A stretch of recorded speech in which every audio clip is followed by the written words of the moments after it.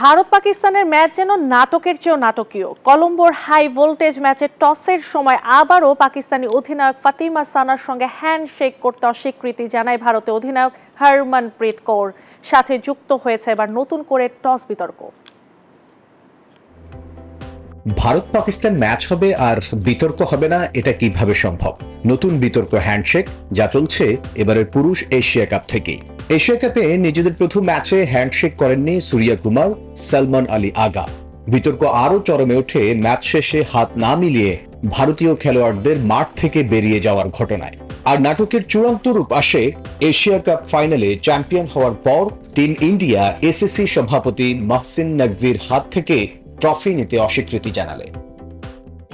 যুক্তরাষ্ট্রের এক নম্বর gym chain গোল্ডস gym এখন আবারও বাংলাদেশে।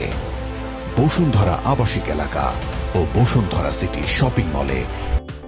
সেই নাটকের সিকুয়েল এসেছে এবারের নারী ক্রিকেট বিশ্বকাপে ভারত পাকিস্তান ম্যাচে। পুরনো ঘটনাকে নতুন করে দেখালেন ভারতীয় ক্যাপ্টেন হরমনপ্রীত কৌর। এমনকি একে অপরের দিকে মুখ পর্যন্ত ফেরাননি দুই নারী ক্যাপ্টেন। হ্যান্ডশেক বিতর্ক ছাপিয়ে এবার হাজির টস বিতর্ক। ইন্ডিয়ান ক্যাপ্টেন কয়েন ছোড়েন, পাকিস্তান ক্যাপ্টেন ফাতেমা সানা ডাকেন টেলস। কিন্তু ম্যাচ রেফারি সঞ্জয় ফ্রিডস এবং কমেন্ট্রেটর মেল জোন্স ভুল করে শুনলেন হেডস। কয়েন মাটিতে পড়ার পর আসে হেডস। ফলে ফাতেমাকে টস বিজয়ী হিসেবে ঘোষণা করা হয়। তিনি এই সুযোগে নেন ফিল্ডিং এর সিদ্ধান্ত। কিন্তু অবাক কাণ্ড হলো, সেই মুহূর্তে হরমনপ্রীত কোনো আপত্তি তোলেননি। নিজেদের দ্বিতীয় লিগ ম্যাচ খেলেছে এই দুই দল। উভয় দলই একাদশে এনেছে একটি করে পরিবর্তন।